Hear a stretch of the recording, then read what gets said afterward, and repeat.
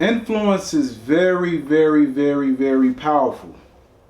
And I think a lot of people underestimate it. Um, you can take a person that can be generally a positive person and put them around negative people, put them around a negative environment, right? Specifically children, right? But adults as well. We can be influenced, right? But children are influenced, I believe, easier, right? And you put them in that environment and they will begin to change. Me growing up in Chicago, South Side, East Side, right? I was a positive child. But certain environments being in a specific environment had a negative impact and influence upon me, right? Um, and you begin to forget who you are. You begin to forget the confident person that you once was, right? Um, Now, race doesn't have anything to do with influence. As we see that Europeans can influence blacks to do certain things. Blacks can influence Europeans to do certain things. Asians can influence blacks and Europeans and vice versa. And race doesn't have anything to do with it, right? So I want to speak about us, right? Because I grew up, of course, as a black man, black boy, being around the subculture. I won't say our culture, a subculture that was given to us, right? And when you look at black families, right? Thomas Sowell, he actually sat down and he did thorough research. He's a scholar, and he saw that during slavery, that you had more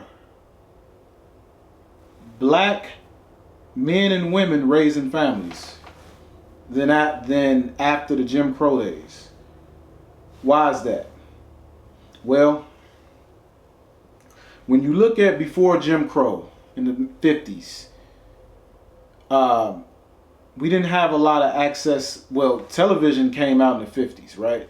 So television gave people more access to various different forms of entertainment, right? It wasn't a lot of entertainment being pushed upon people. Black, white, Asian, Hispanic, whatever you are, right? When the entertainment came and you start seeing movies like Superfly, The Mac, Coffee, Foxy Brown, Shaft, Sweetback, all these black exploitation movies that show black people in a negative way. Pimps, hustlers, gangsters, whores, you know, degenerates. Before that, the first type of black people you seen were like Stepin Fetchits, the typical coon, lazy, scary, pop-eyed Negro, right?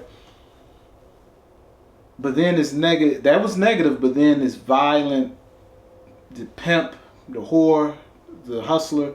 When that came, talk to black people that really grew up in that time that's honest with themselves. There's people on YouTube, there's people on documentaries that are admitting that before that it was the Black Power thing, right? The civil rights movement and all this stuff. After that, brothers was like, nah, we don't want nothing to do with Black Power. Pressing their hair out, sniffing coke, hustling.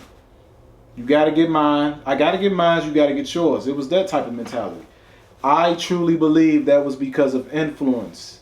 The entertainment had changed, right? Fast forward, here we are today. You see the music today.